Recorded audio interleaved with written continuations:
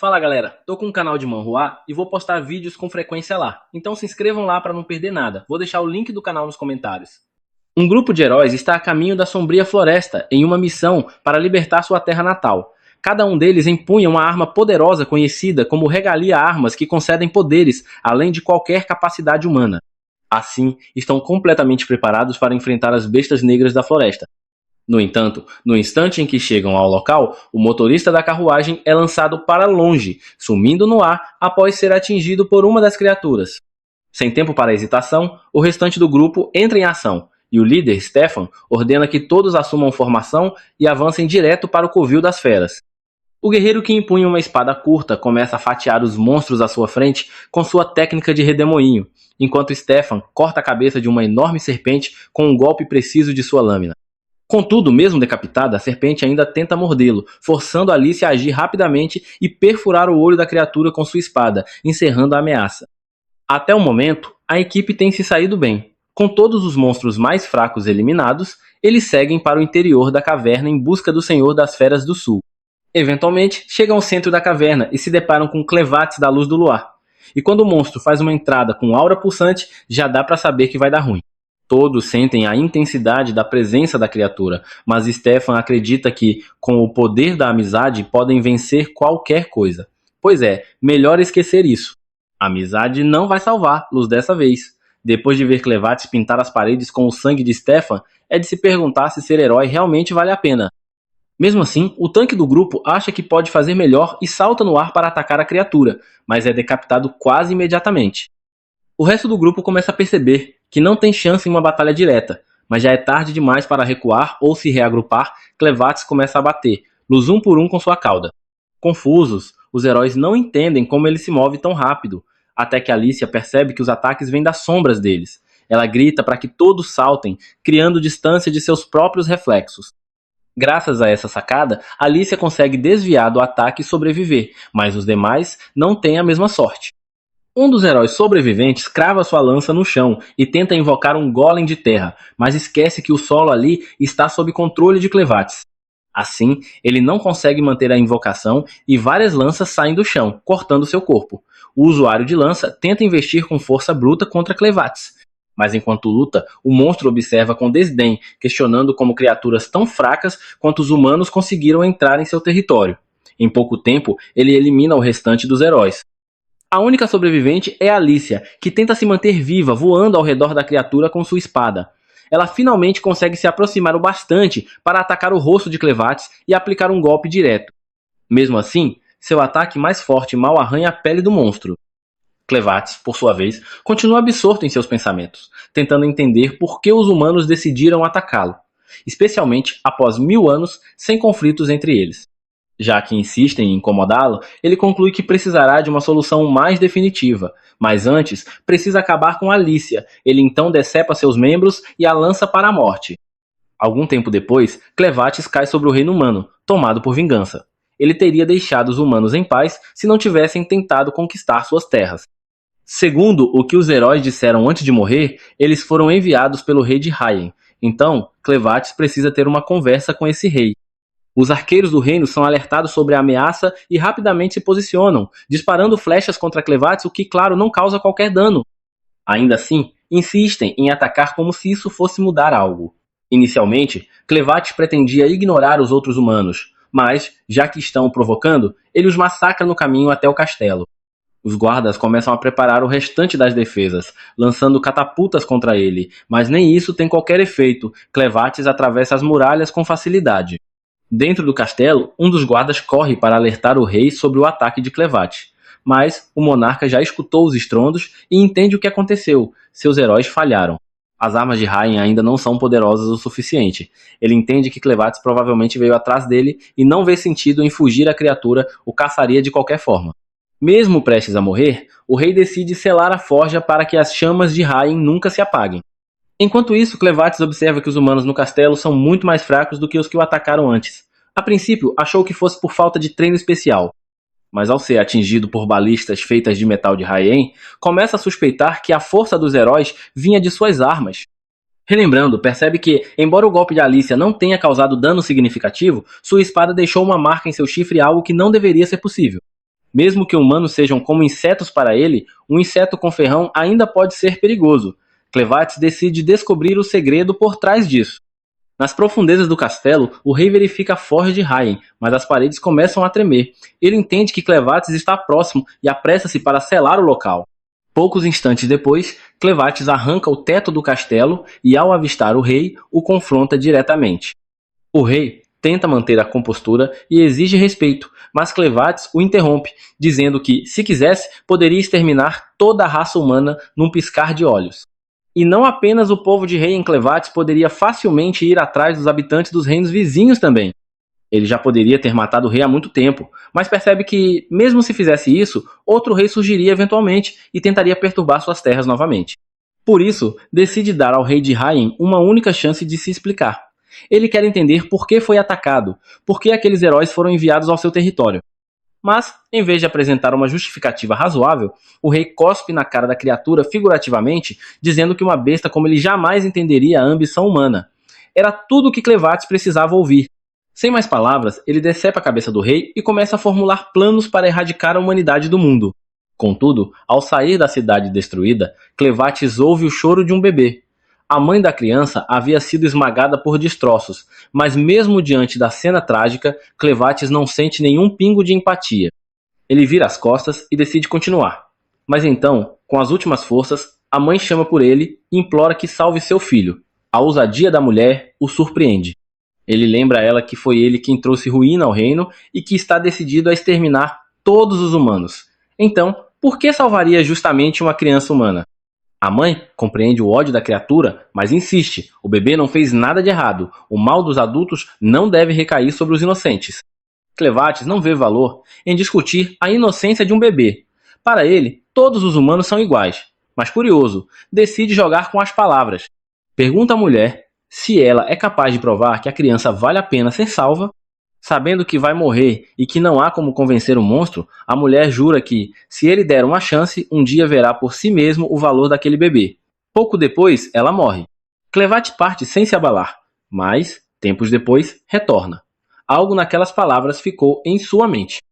Ele ainda não sabe se foi uma boa decisão, mas comparado à sua longa existência, a vida de uma criança humana é insignificante. Por curiosidade, decide cuidar dela. Na terra de Etia, existem 5 raças humanoides. Primeiro, os Dan, um povo numeroso e hábil na arquitetura. Depois, os Orgits, especialistas em caça e medicina. Os Sladens, seres aquáticos hábeis em natação e pesca. Os Bent, bárbaros fortes individualmente, mas incapazes de cooperar. Por fim, havia o reino de Raien, o mais antigo entre os humanoides, conhecidos por sua maestria em forjar armas, como as lendárias lâminas de Raien. O mundo se estende além de Etia, mas suas fronteiras são cercadas pela escuridão, lar das bestas negras e dos 4 senhores das feras. Um deles é Clevatis. Por isso, humanos jamais ousaram atravessar os limites do continente. De volta à caverna de Clevatis, ele leva o bebê consigo. Após assustar as outras criaturas para que nenhuma se atreva a devorá-lo, ele se deita ao lado da criança para descansar. Mas agora surge um novo dilema. O que fazer com o bebê? Ele pode transferir parte de sua energia para mantê-lo vivo, mas a criança está coberta de fezes, e isso está além do que ele está disposto a suportar. Se quer manter o bebê vivo, vai precisar de um humano para cuidar dele. Clevatis então volta ao campo de batalha onde os heróis tombaram. Entre os corpos, encontra Alicia, que de repente desperta, confusa, olhando para o céu. Ela se pergunta se está no pós-vida. Mas, ao ver Clevatis diante de si, percebe que ainda está viva, ou quase. Ela tenta pegar sua espada, mas Clevatis avisa que já jogou todas as armas junto com os corpos dos outros heróis no abismo. A única razão de ela ainda estar ali é porque ele a considerou útil. Tecnicamente, Alice é agora um cadáver ambulante, sustentado apenas pela energia negra que ele infundiu nela. Mas, chega de explicações. Clevatis ordena que ela seja útil e peça algo bem específico: leite. Alicia demora alguns segundos para entender o que ele está pedindo, mas ele não está brincando e também não está pedindo, está mandando. Ele precisa de leite e ponto final. Usando seus poderes, obriga Alicia a obedecer. Após vários minutos de frustração, Clevatis finalmente percebe que aquilo não vai funcionar. Alicia explica que nunca teve filhos e, portanto, não pode produzir leite. Além disso, ela não entende por que Clevatis, de todas as criaturas, estaria interessado em manter um bebê vivo. Ele não sente necessidade de justificar seus motivos, mas se ela não pode fornecer leite, terá de ser útil de outro modo. Enquanto Clevat seguir alimentando a criança com sua energia, ela não morrerá, mas continuará eternamente faminta. Então, ele pergunta se há outra forma de conseguir leite.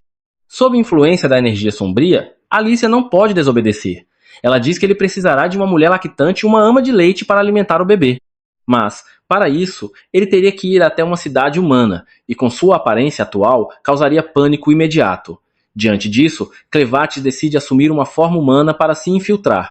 Sem muitas opções, escolhe tomar a aparência da mãe do bebê. A partir de agora, seu nome será Crane, e o bebê será chamado Luna. Crane ordena que Alicia o guie até a vila mais próxima. No entanto, antes de partirem, precisam fazer uma pausa para que ela possa lavar o cobertor de Luna. Durante a lavagem, Alicia percebe algo estranho. O cobertor tem o brasão real de Hyen bordado nele. Enquanto isso, nas ruínas do antigo reino de Hyen, a notícia da tragédia já se espalhou e um batedor é enviado para inspecionar os destroços. Ele não consegue acreditar que uma única besta sombria foi capaz de causar tanta destruição. Para ele, esse era exatamente o motivo pelo qual atacar um dos senhores das feras sempre pareceu uma ideia suicida. E o pior é que o ataque ocorreu no mesmo dia em que a princesa herdeira deveria fugir do reino com seu filho. De volta ao rio, Alicia confronta Crane e pergunta se ele sabia que Luna pertencia à família real quando decidiu levar o bebê. Crane responde que não faz ideia do que ela está falando. Então, Alicia mostra o cobertor e explica que o tecido no qual Luna foi enrolado tem um emblema real, algo que apenas membros da família real podem usar. Ao ouvir isso, Crane começa a ligar os pontos e percebe que o local onde encontrou o bebê estava sob os escombros do castelo.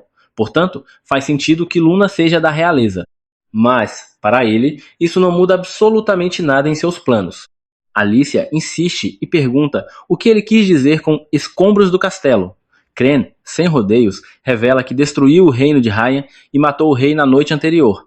Alicia fica em choque. Ela não pode acreditar que Hyen foi realmente aniquilado. Mas Crane apenas dá de ombros e a lembra de que foram os próprios humanos que começaram a guerra ao atacar, no primeiro. Para ele, foi apenas uma resposta. Já para Alicia, é algo muito mais grave se Luna for mesmo o último membro vivo da família real. Isso significa que muita gente poderosa virá atrás dele. Crane, curioso, pergunta o motivo. Alicia explica que apenas membros da realeza de Hyen possuem acesso às técnicas especiais de forja usadas para criar as lendárias armas de Hyen. No mesmo instante, ela percebe que falou demais. Crane não havia pensado muito sobre o futuro de Luna até aquele momento, mas agora que sabe da importância dele, começa a considerar seriamente a ideia de tornar Lu o novo rei dos humanos. Assim, poderia controlar tudo nos bastidores, e caso os humanos ultrapassassem os limites novamente, poderia destruí-los completamente, sem piedade. Mas por hora a prioridade ainda é conseguir leite para alimentar Luna. Então Crane ordena que Alicia se apresse. Alicia, por sua vez, continua sem entender por que ele se importa tanto com o bebê. No entanto, está absolutamente certa de uma coisa. Se algo acontecer com Luna, Crane provavelmente exterminará todos os humanos do continente. Com isso em mente, ela decide que será sua nova missão pessoal garantir que nenhum mal aconteça a Luna. Durante a viagem, alguns bandidos os atacam, e Crane leva uma pancada na cabeça. No início, quando Alicia percebe que são apenas bandidos, ela pensa que seriam presas fáceis para o poderoso senhor das bestas sombrias. Infelizmente, Crane cai no chão após o golpe e começa a sangrar abundantemente. Ao ver isso acontecer, Alicia grita como uma garotinha e acaba levando uma pancada na parte de trás da cabeça, desmaiando. Ela fica chocada ao perceber que, mesmo com o poder sombrio de Clevatès dentro de si, ainda é tão fraca. Um tempo depois, Alicia desperta com uma visão que parece ser a de estar cercada por seus soldados a caminho de atacar Cleese. Antes que ela possa se acomodar nesse parque de diversões, Crane a chama de tola e manda acordar. Nesse momento, ela desperta para a realidade. Foram capturados pelos bandidos. Crane revela isso com um sorriso no rosto. Eles estão na carroça dos bandidos, onde muitos outros cativos estão sentados ao lado de Crane. Crane segura a bebê Luna com um sorriso calmo, o que preocupa ainda mais Alicia, que não entende o que está acontecendo. Ela nota que Luna está dormindo e pergunta como Crane conseguiu acalmar ela. Crane explica que Luna estava chorando momentos antes, mas agora está tudo bem, pois a viagem está sendo tranquila. Alicia se aproxima dele e sussurra, perguntando por que ele, um dos reis demônios mais poderosos que já existiram, se deixou capturar voluntariamente. Ela acredita que ao mudar sua aparência, Klein também teve sua força reduzida, por isso foi nocauteado com apenas um golpe. Klein diz que sua suposição está próxima da verdade, mas não completamente correta.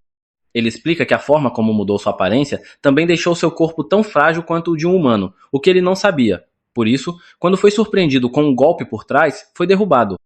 Essencialmente, o sistema de defesa natural de Klein está agora enfraquecido, mas ele ainda pode se fortalecer usando seus poderes. Então, por que Klein ainda não tentou escapar dessa situação? Ele responde que, agora disfarçado como humano, planeja manter seus verdadeiros poderes ocultos até que Luna se torne a próxima rainha. Por isso, está permitindo que os acontecimentos sigam seu curso. Além disso, Klein deseja aprender mais sobre o mundo humano, incluindo o motivo pelo qual essas pessoas pobres foram sequestradas, e é por isso que escolheu não escapar. Ao perceber o quanto Klein é ignorante sobre tudo, Alicia explica ao idiota que eles e os outros foram capturados por bandidos que, provavelmente, pretendem vendê-los para traficantes de escravos. De qualquer forma, Alicia pede a Klein que não julgue os humanos com base no comportamento dos bandidos, afirmando que eles são os piores entre os humanos. Pouco depois, a carroça chega à base dos bandidos e os cativos são divididos em dois grupos, um com homens e outro com mulheres e crianças. Um dos cativos tenta fugir, mas o executivo dos bandidos, Dan, apenas sorri, sabendo que esse tolo acaba de assinar sua sentença de morte. E com razão, pois segundos depois, outro bandido lança uma adaga nas costas do fugitivo, matando-o instantaneamente. Com o malfeito eliminado, Dan avisa aos novos cativos para não cometerem o mesmo erro, pois enfrentarão o mesmo destino. Em seguida, ele se volta para Alicia e diz que ela deve ir com ele. Antes que ela possa responder, ele já começa a arrastar ela para seu quarto, com a intenção de descobrir seus planos. Klein fica em dúvida sobre o que fazer, quando uma mulher chamada Carme, que parece ser a responsável pelo departamento de mulheres e bebês da quadrilha de tráfico humano, percebe que ele está parado. Ao ver que ele carrega um recém-nascido nos braços, Carme chama sua serva, Nu, para cuidar de Luna. O trabalho de Nu é amamentar os bebês que são capturados. A base dos bandidos fica na pedreira, e no fundo da cratera existe um poço d'água onde, nas profundezas, repousa uma lendária lâmina vermelha. No entanto, essa lâmina é protegida por algo monstruosamente forte. De todo modo, parece que eu julguei mal o caráter de Dan, pois é revelado que ele apenas levou Alice até Broco. Broco é o líder interino da gangue de bandidos conhecida como Crows, na ausência do verdadeiro chefe, Jazak. Broco aparentemente usurpou a posição de líder dos Crows, mas ninguém ousa protestar por causa de sua besta de estimação, Beth, que é capaz de despedaçar qualquer um. Alicia reconhece essa criatura como um demônio ocidental e se surpreende ao saber que Broco conseguiu domar ela. Broco se comunica com Beth, que lhe diz que quer brincar com um humano do sexo masculino. Então, Broco diz para ela se sentir livre para escolher um dos dois bandidos que vieram com Alicia. Mas antes disso, Broco revela o verdadeiro motivo de ter levado Alicia ao seu escritório. Os bandidos estavam de posse de todos os cristais mágicos que Alicia havia coletado da base de Klein, e Broco já havia identificado que esses cristais vinham do Monte Moon, o covil de Clevates. Observando as evidências e o fato de que Alicia não se urinou ao ver Beth, a besta demoníaca, ele conclui que ela é uma das 3 heroínas enviadas de Raiden para derrotar Clevates. Broco presume que Alicia estava a caminho de Raiden com a bolsa cheia de cristais mágicos. Então ele solta a notícia devastadora. A capital real já foi destruída por Clevates. No entanto, ele afirma que isso não é exatamente ruim para os Crows, revelando que possui uma lâmina avermelhada, a espada Mana Hidlat, que apenas a realeza de Raiden sabia forjar. Obviamente, a espada de Broco é falsa, e sua gangue as vende para tolos que não sabem distinguir uma cópia de um artefato real. Com a extinção da família real, o valor dessas espadas irá disparar, e ele vê nisso uma grande oportunidade de lucro. Contudo, o interesse de Broco vai além. Ele deseja encontrar a versão mais pura da espada Hydlash, forjada pelos reis de Raiden e entregue aos heróis. Broco acredita que todos os outros heróis foram mortos por Clevates e que Alice apenas sobreviveu por ter abandonado seus companheiros. Ele a questiona sobre onde está sua arma e onde estão as armas dos outros 12 heróis eliminados. Como Alice se recusa a responder, Broco ordena que Dan e Sat a levem até a base de Clevates para buscar os tesouros. Dan sugere levar ela a outro local onde já investigavam outro tesouro, mas Broco insiste no plano original. Ele ainda diz a ambos que podem se exercitar com Alicia antes da viagem, como forma de garantir que ela não crie problemas no caminho. Enquanto isso, Klein trabalha como garçom na taverna dos bandidos, administrada por Carme. Muitos bandidos tentam se aproveitar de Carme, e Klein, ao observar isso, só consegue pensar o quão podres aquelas pessoas são. Nu, por sua vez, está alimentando Luna com o leite que o pai da criança esqueceu de trazer. Nu também atua como garçonete ali, sendo frequentemente abusada pelos clientes, que são todos bandidos. Clem serve a todos com paciência e obediência, e muitos até se impressionam com sua dedicação. No entanto, Carme sente algo estranho. Todos assumem que Clem é um orc por causa dos chifres, mas sua pele é clara demais e seus olhos têm o brilho de um assassino. Dois bandidos começam a abusar de Nu e a arrastam para brincar com ela. Eles a violentam a noite inteira e a deixam coberta de feridas e hematomas. Nu não reclama. Quando acabam, ela simplesmente volta para a taverna e continua alimentando Luna.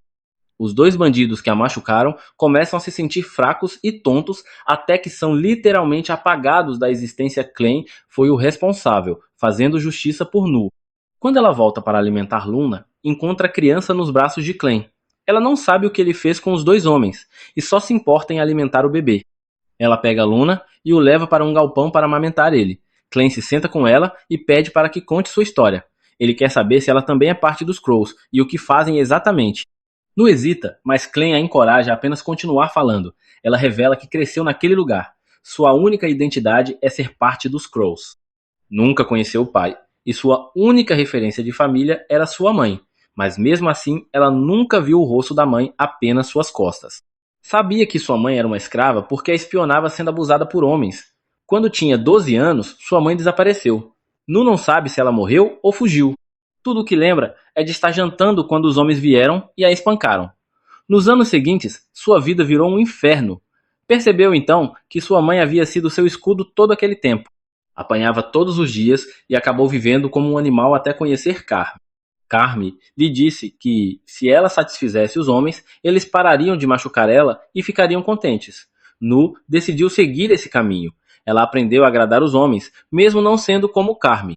Mas sua vida melhorou. Pelo menos agora ela tinha um trabalho e podia alimentar as crianças, graças ao seu leite.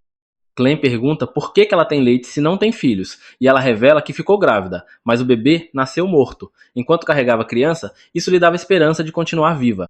Mas o parto foi trágico. Quando soube que o bebê estava morto, sentiu como se estivesse afundando em um mundo gelado. Achou que morreria e estava bem com isso. Pensou que ao morrer, se reencontraria com o filho. Mas então algo mudou. Sentiu calor, abriu os olhos e viu uma criança de cerca de 6 meses sugando seu leite. Isso lhe deu uma nova razão para viver. Ela alimentou aquele bebê e depois outros vieram, e ela também os alimentou. Ver as crianças viverem por sua causa a faz sentir-se realizada. Ela confessa que tentou engravidar novamente 2 vezes, mas nunca conseguiu. Clem, ao ouvir tudo isso, se cansa da conversa e a interrompe. Ele pergunta se ela aceitaria ir com ele como ama de leite de Luna. Afirma que não tem a intenção de levar ela à força, mas também não vê motivo para deixar ela para trás. E, como Luna gosta de Naru, isso seria uma vantagem para Clem. A própria Luna bate levemente no corpo de Naru, como se estivesse pedindo para que ela fosse com eles.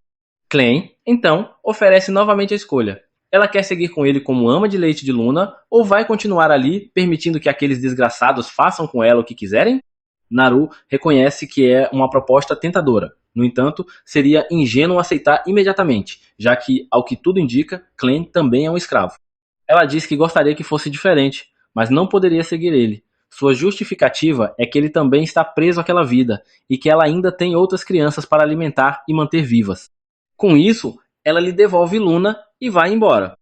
Enquanto isso, os bandidos levam Alicia até uma ponte e dizem para ela atravessar. Quando chega ao meio da ponte, ela para e olha para baixo.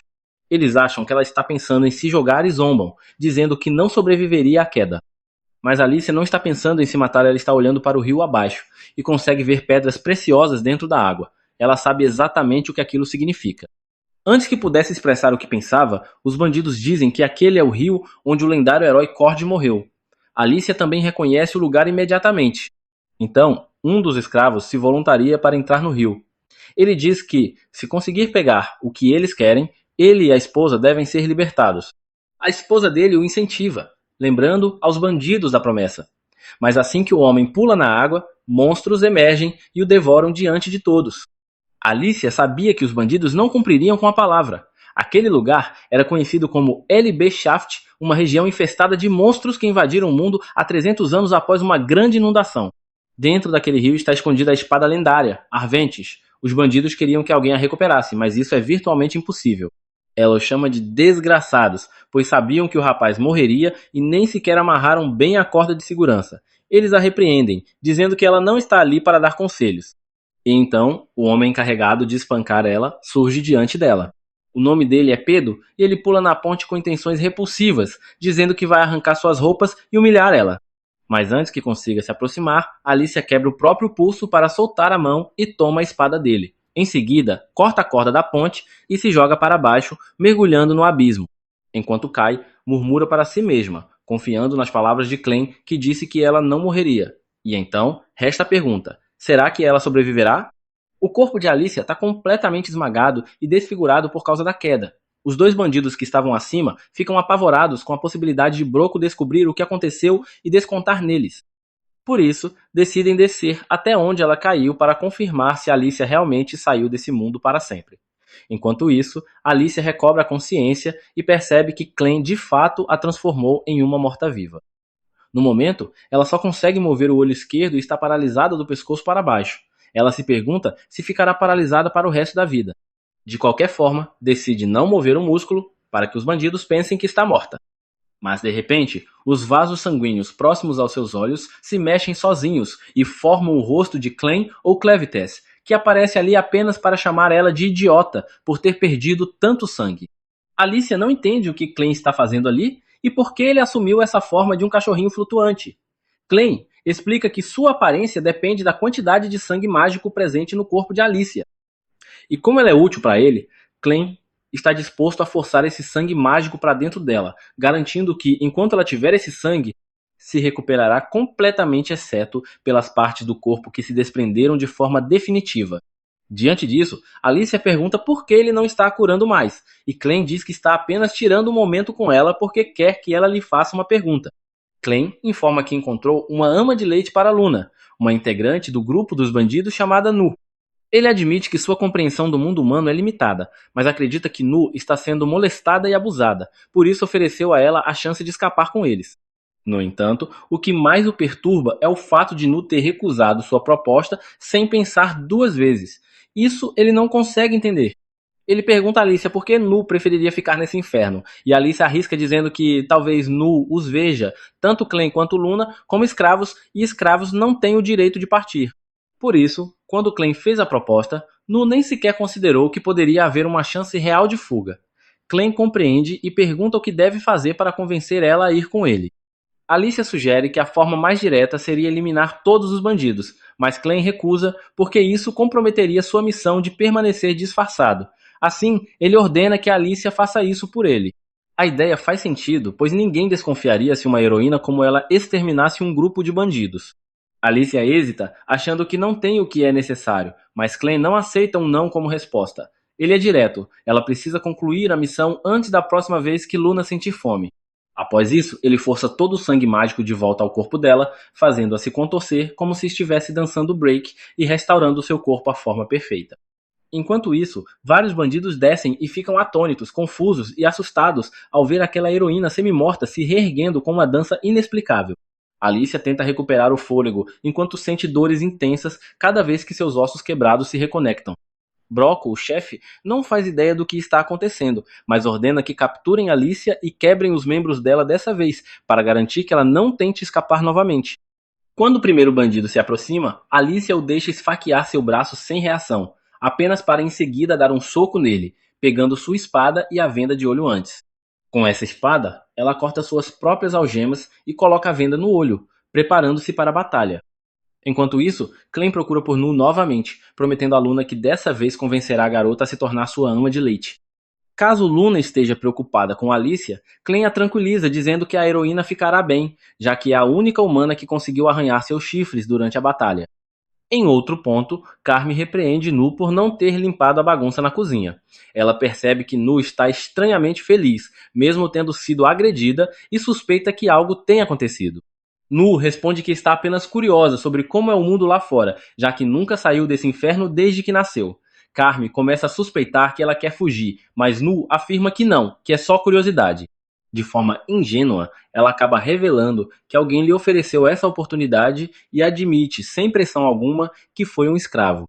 Broco escuta a conversa e, antes que possa agir, Carme o faz. Ela dá um tapa em Nu por sequer pensar em sair dali antes dela. Broco entra no cômodo e pergunta pelo bebê, deixando claro que pretende usar Luna para algum propósito futuro. Em seguida, manda Nu ir com ele, e Carme imediatamente entende que ele pretende punir ela. Mas o que ela poderia fazer? Não pode confrontar o chefe. Então, apenas permanece ali, tremendo de medo. Quando Broco e Nu saem de vista, Carme suspira e se pergunta como os bebês serão alimentados agora, sugerindo que Broco pretende matar Nu. Clem aparece segurando Luna nos braços e Carme logo presume que ele quer que Nu alimente o bebê. Já irritada e de mau humor, Carme diz a Clem que ninguém mais pode alimentar a criança, pois Nu cometeu um erro grave, sonhou com algo impossível. Clem exige que Carme seja mais específica, e ao encarar ela com os olhos de uma criatura aterrorizante, Carme se sente obrigada a contar tudo. Ela diz que Broco não tem boas intenções com Nu, embora ela mesma não saiba disso. Quando Carme viu Broco levando Nu para longe, suspeitou que algo estava errado e estava certa. Broco leva Nu até uma caverna, e ao entrar, ela se espanta com o que vê. Apesar de ter nascido entre os corvos e vivido com eles a vida inteira, ela nunca havia estado ali. Quando pergunta sobre o lugar, Broco explica que é onde ele cria seus minérios mágicos, os quais têm diversas utilidades, inclusive a lâmpada que segura nas mãos foi criada com um deles. Ele a leva ainda mais fundo, até que ela vê um crânio humano. Alarmada, ela pergunta, mas ele diz que não é de um humano. Então, a luz se apaga. Ela chama por ele, dizendo que não consegue enxergar, e ele responde que foi um erro, prometendo acender novamente. Quando a luz retorna, Nu vê um troll diante dela, chamado Betty. Ela grita de medo, mas não há ninguém para ajudar ela. Broco explica que o troll está dominado por magia e afirma que os corvos são uma equipe baseada em confiança. Como Nu cogitou sair do grupo, ela quebrou essa confiança e ninguém tem o direito de partir. Por isso, a punição é a morte. Ele ordena a Betty que a devore. Nu tenta fugir, estende as mãos e, em desespero, deseja ter aceitado a ajuda de Clem antes. Ela estica os braços na esperança de que aquela mão estendida por Clem reapareça. Mas nada acontece até o momento em que ela entra na boca do monstro. No instante em que o troll a engole, Clem chega e Luna começa a chorar alto. Clem, então, comenta que comer e ser comido está no cerne da natureza humana. Até demônios precisam se alimentar, que dirá monstros. Ele não culpa o troll por comer Nu, apenas a si mesmo por ter chegado tarde. O que ele não entende é como um troll pode se deixar controlar por um mero humano, ainda mais alguém tão pequeno quanto Broco. Broco, irritado por ser questionado por uma criança, acusa Clem de querer morrer e manda Betty devorar ele e o bebê também. No entanto, Betty reconhece seu verdadeiro mestre. Apesar da ordem, o troll se recusa a obedecer Broco. Sentindo-se sufocado por Nu, que acabara de engolir, Betty cospe seu corpo. Nu reaparece ferida, parte de seu corpo está quebrado, mas ainda respira fraco. Clem sente que poderia reanimar ela, mas tem algo mais urgente, Broco. Ele diz à Luna que apenas ela poderá confortar Nu, então coloca o bebê sobre os restos de Nu e convoca um chifre mágico para levá-las embora. Elas desaparecem num instante, deixando Broco completamente chocado com o poder que presenciou. Ele acusa Clem de ter usado magia. Clem, curioso, diz que nem sabe o que é magia, então tenta explicar. Ele pega um minério mágico e revela os elementos que entraram nele para formar sua essência. Revela que sua lâmpada contém um minério mágico que o permite controlar trolls e outras criaturas, embora até o momento ele só consiga controlar trolls fêmeas. Como sua influência sobre Betty está enfraquecendo, ele solta o minério. O cheiro que se espalha domina toda a área, e Betty volta a ficar sob seu controle. Até Clem sente um mau presságio vindo do minério. Betty, enfurecida, tenta atacar ele mesmo acorrentada, mas ele desvia. Clem percebe que sabe pouco sobre os humanos, e por isso não consegue prever seus comportamentos. Ele fica irritado com Alice por nunca ter lhe contado sobre os minérios mágicos. Enquanto isso, Betty tenta se localizar em meio aos bandidos. São muitos, e ela tem dificuldade em lidar com todos. Ela se lembra de quando treinava com seu pai ainda pequena. Ele havia lhe dito que seu golpe era fraco porque hesitava ao atacar e que nunca deveria fazer isso. Seu pai a ensinou que hesitar revelaria medo ao inimigo, fazendo com que perdesse a compostura e a luta. Agora ela sente-se sobrecarregada. Há muitos inimigos, sua mana está se esgotando, e ela depende do sangue de Clave, que apesar de dar poder, também enfraquece mais rápido. Ela precisa de uma arma melhor, ou será derrotada. decide correr para o rio, onde acredita poder encontrar a lendária arma do herói, Arventes. Enquanto corre, ela reflete sobre o que acontecerá se for capturada. Sabe que será submetida a horrores. Os bandidos, vendo seu movimento, acham que ela vai se atirar no rio. Ninguém sobreviveu ali em 300 anos, mas estão errados. Ela não pretende se jogar. Ela salta acima da água e atinge o andaime do outro lado. Quando os bandidos percebem que ela não pulou no rio, tentam seguir ela. No entanto, ao alcançar o topo, ela corta o andaime e a maioria deles cai na água, sendo devorados pelos monstros do rio. Em meio ao caos, percebem que ela desapareceu. O que eles não sabem é que Alicia está submersa. Diferente dos heróis do passado, ela tem uma vantagem: não pode sufocar.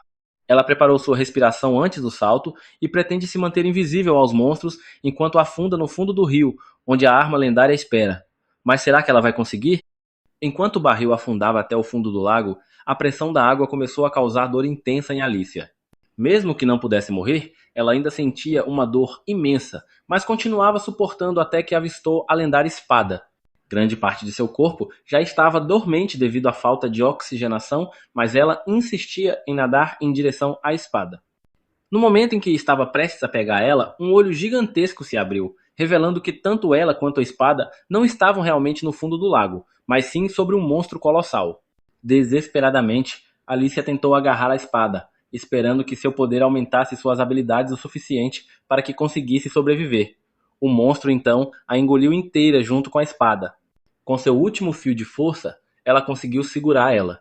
Naquele instante, as palavras de seu pai ecoaram em sua mente. Ele lhe dissera que ela possuía mais talento do que qualquer um para liberar os poderes da espada lendária, e que isso a tornava uma heroína excepcional.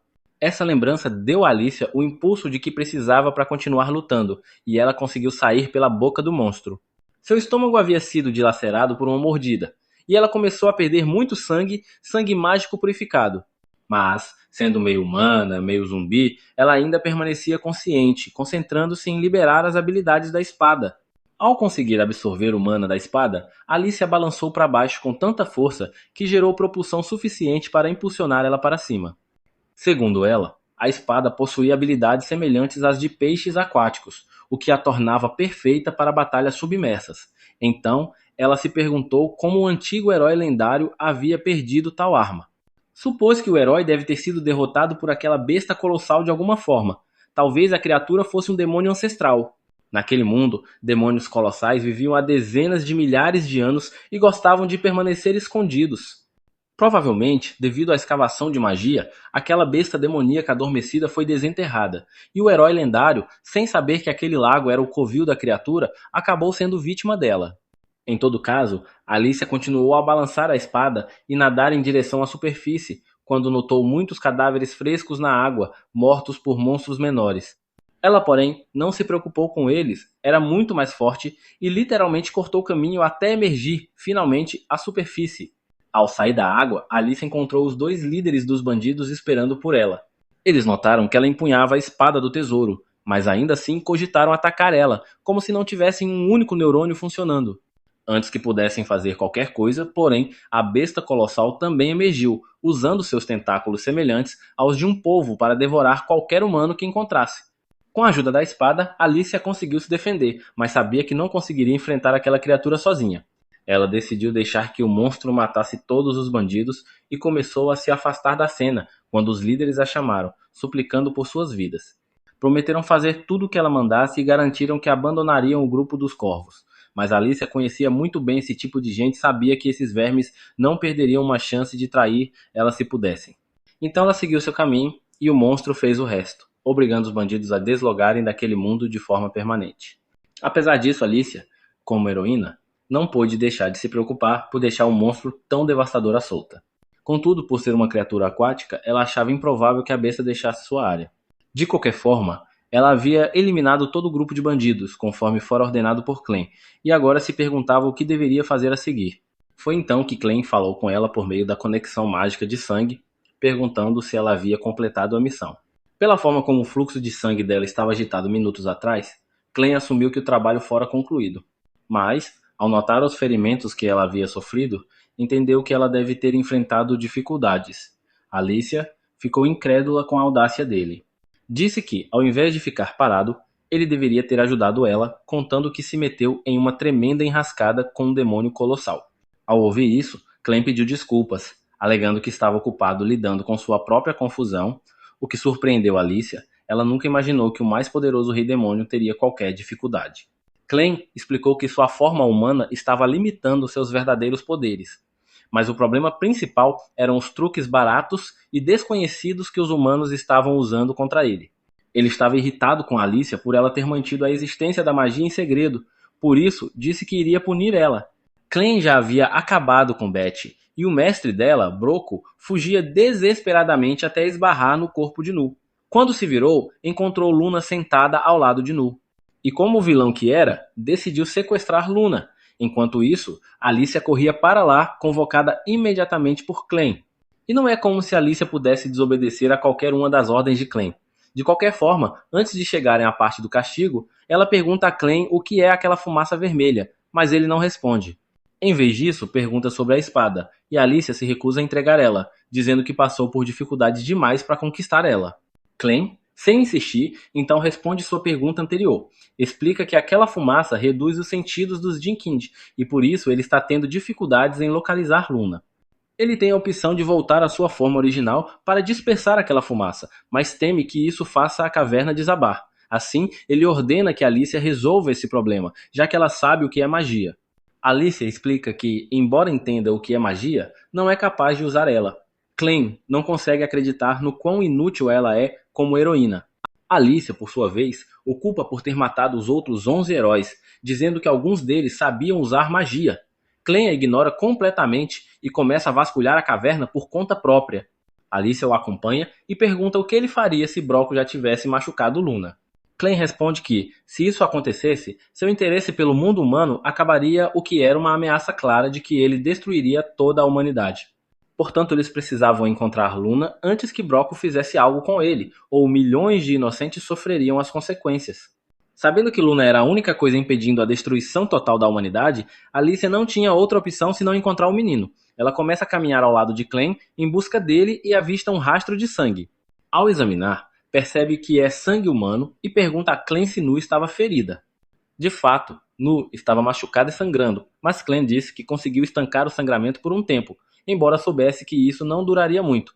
Observando como o sangue estava arrastado no chão, Alicia conclui que há duas possibilidades: ou Nu arrastou-se para salvar o menino, ou alguém a está arrastando.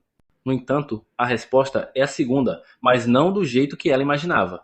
Na verdade, ninguém está arrastando Nu. É ela quem está segurando Broco pelas roupas, garantindo que não leve Luna embora. Anteriormente, Broco havia encontrado Luna e Naru no chão e havia pegado o menino.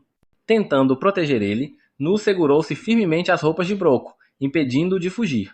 Broco se irrita com a resistência de Nu e pergunta até onde ela está disposta a ir, insistindo que só quer o garoto. Ele lembra que, ao encontrar Luna, tentou se aproximar, mas Luna afastou sua mão e gritou. O grito foi tão intenso que quebrou a lâmpada que ele carregava. Broco percebeu então que Luna possuía poder mágico, um poder até maior do que o dele. Confirmou que o menino tem o sangue de Raiden, e isso já era o suficiente para tornar ele valioso. Agora que sabia da utilidade de Luna, queria levar ele de qualquer jeito. Como Nu não soltava sua roupa, ele ameaçou cortar a mão dela e ir embora. Antes que pudesse fazer isso, Alicia apareceu e o impediu. Broco fica surpreso ao ver ela viva e pergunta o que aconteceu com os capangas que enviou para matar ela. Alicia responde que, se aqueles garotos estivessem rastejando, já teriam chegado ao céu. Ela fez esse favor de responder sua dúvida. Clem então se junta à conversa dizendo que vai punir Broco. Percebendo que Luna era sua única rota de fuga, Broco pega sua espada e a pressiona contra as mãos de Luna, dizendo que, a cada passo que eles derem, ele cortará um dedo do garoto. Clem não se importa, mas Alicia o impede. Clem insiste que, mesmo que Broco corte as mãos de Luna, ele pode regenerá-las. No entanto, isso não evitaria a dor. Alicia não gosta nada dessa ideia e tenta negociar com Broco. Ele está disposto a ouvir. Então Alicia diz que tem a espada lendária que ele deseja e a mostra. Afirma que está disposta a entregar a ela em troca do menino. Joga a espada contra a parede e dá a Broco duas opções. Ou ele larga o garoto e usa as duas mãos para pegar a espada, ou leva o menino e abandona a arma. Broco ri. O fato de Alicia estar disposta a abrir mão da espada mostra o quanto o menino é importante. Isso confirma que Luna realmente tem o sangue de Raiden. E Broco não acha que apenas uma espada seja suficiente para fazer ele desistir do garoto. Então, ele propõe uma nova condição: só largará Luna se receber a localização das outras espadas. Alicia hesita, mas Clem a convence de que são apenas algumas armas e que ela pode revelar isso. As espadas estão todas no mesmo local, e mesmo que Broco tenha poder, não conseguirá chegar até elas. Elas estão no Monte da Lua, o lugar onde Clem atacou a todos. Alicia revela o local a Broco. Ele ri, achando que conseguiu enganar os dois para conseguir o que queria, mas não sabe que eles não são tolos. Broco então tira um pó mágico e o espalha sobre si mesmo, vangloriando-se de que irá atrás da espada por conta própria. Torna-se invisível e Luna começa a chorar. Broco fala consigo mesmo sobre como deixará aquela espada específica para trás e irá em busca das outras 12. Ele parte presumindo que os outros não podem vê-lo. No entanto, fica chocado quando Alicia o acerta com um golpe. Surpreso, pergunta como ela conseguiu ver ele, muito menos atacar ele. Mas Alicia responde que, embora não pudesse ver ele, podia ouvir ele. Ela ouviu o choro da criança e também ouviu Broco se gabando de seus poderes. Diz a ele que ele nunca será tão poderoso quanto deseja ser e que continuará fraco. Clem então toma a Luna de volta e limpa o pó mágico do corpo do menino enquanto se prepara para partir. Alicia pergunta o que ele pretende fazer com Nu, mas Clem responde com indiferença. Diz que a garota está ferida demais, seu corpo está gravemente danificado. Ele até poderia curar ela, mas exigiria muito e ele não acha que vale o esforço. Alicia, por outro lado, discorda completamente. Acredita que Nu salvou a criança até o fim, e isso mostra o quanto ela se importava com ele. Insiste que, se Nu fosse a mãe de Luna, com certeza desejaria que o garoto vivesse. Clem, no entanto, a lembra de que só pode usar seu sangue mágico em uma pessoa por vez. E se usar ele em Nu, isso pode significar a morte de Alicia. Mas ela não hesita, já morreu uma vez, e morrer de novo não seria um grande problema. Declara que é uma heroína, e salvar vidas é sua missão. Lembra-se, então, das palavras de seu pai, que lhe dissera a mesma coisa quando era pequena. Diante disso, Clem transfere o sangue dela para o corpo de Nu.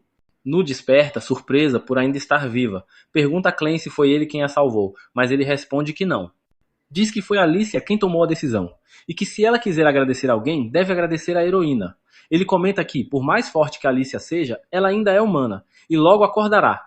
E como previsto, Alicia desperta poucos minutos depois, instintivamente estendendo a mão para sua espada. Fica aliviada ao ver que a arma ainda está com ela.